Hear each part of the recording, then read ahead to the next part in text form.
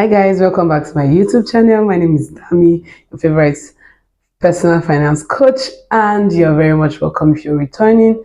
Thank you so much. I came back also because of you and here to give you more educative content.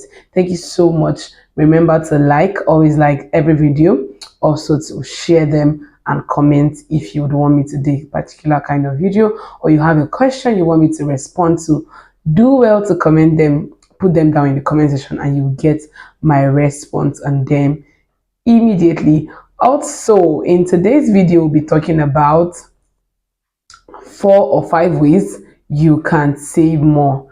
Now, savings can be a bit difficult, but when you learn the hack, or when you hack the when you hack the ways rather, you will be able to save effectively and make good reports from your savings. So I'll be teaching you 5 ways you can save effectively, right? Number 1 on the list is to automate your savings, right? Now you have a lot of fintech apps out there. You have Cowrywise. This is not a paid promotion video, right? So I'm not paid to do this, but you have Cowrywise, you have PiggyVest, you have Bamboo, you have RiseVest, you have a lot of them. The list goes on and on, right? So you can use any of these platforms to automate your savings. You just connect them to your bank account and they automatically remove a particular amount of money every month or every week, depending on what you or your plan for savings, your frequency for savings, right? You have them remove that every time, and that way you don't have to remember, or even when you don't remember, they automatically take that out from your account.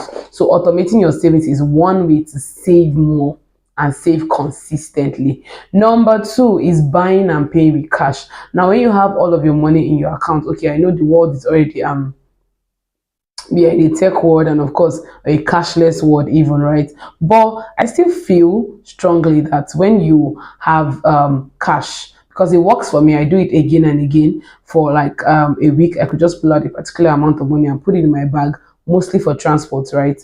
I put them in my bag, and then whatever is left for it from that amount for the week, I most times save it, or other times I just use it to give myself a treat, because that's not like my savings. My savings is already taken already, but because I had like an extra from my transport, I just give myself a special treat for the weekend, right? So but with cash, you're able to control your spending, or you're able to control when you make purchases in the market. You have 20,000 to go to the market to shop with, and then you stick to that 20,000. You have 100,000, you stick to it, because when it finishes, that's. But when you can transfer, you keep transferring and transferring. In fact, even with ATM, you keep withdrawing and withdrawing and withdrawing until you will not be asking yourself, okay, I was with a friend some time ago, and she wanted to make a payment, and I guess she thought she had it, of course, in her mind. I think the last time in her mind she had it, but it kept saying decline, insufficient balance. She was like, have they hacked her account and all of those things? And we had to check. I told her, okay, check your alert, and then she did. We traced and realized, oh, there was a debit of around, I think, the amount that made the account go empty a day before. And she was asking herself, okay, so what did I do with that money? She kept thinking. I think for like closing 30 minutes, she couldn't figure what exactly she did with that money. And then the other way now to balance this is, if you're eventually going to be making transfers, ensure you use a narration box. Put a narration for every transfers you make, so you're able to track your spending with that. But our advice to, if you have a goal of savings, to be able to save more, you should pay with cash more often. Number 3, you should stick to your budget.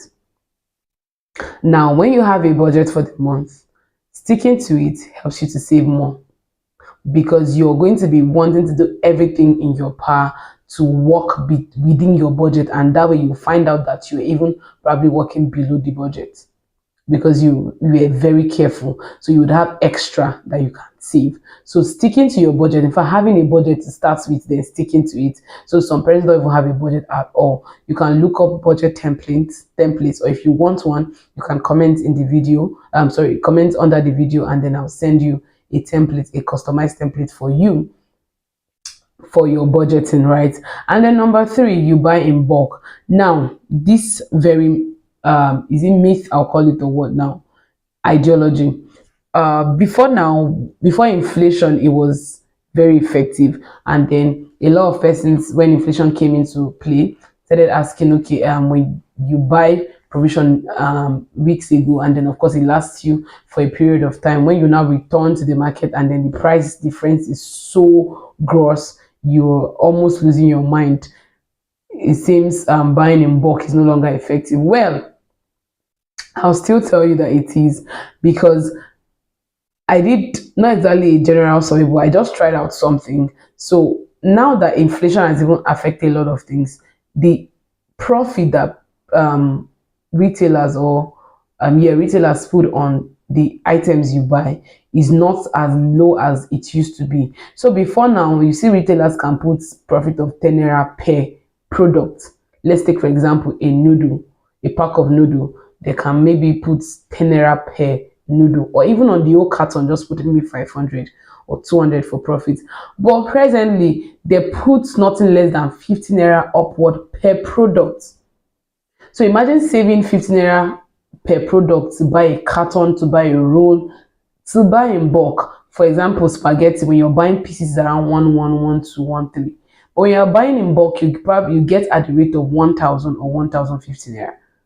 That 15 naira is small, but you still get to save something. So I still am of the opinion that buying in bulk still works, right? Buying in bulk still work. At least when you buy, let's say in September, and then before you finish consuming is still October, at least those who would have bought that same item you bought at, let's say, 500 naira, those who would have been going to the market to buy it again and again must have bought it for 500, 600, 700, 800 before you come back to buy it at that 800. So they have even spent more money buying it than you have, right? So this also helps you save more when you opt out for what?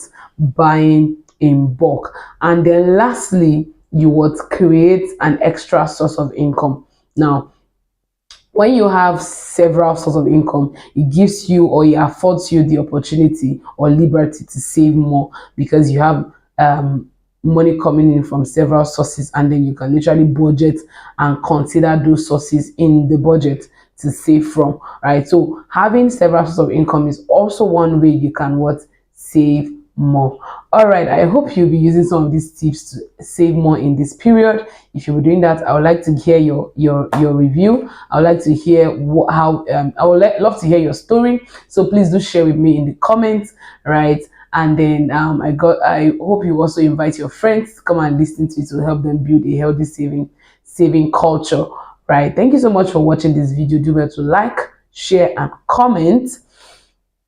And don't forget to click the notification bell, because that is how you get to be notified when I post awesome videos like this. Thanks so much for watching this video. I remain your favorite, Dabi. Bye.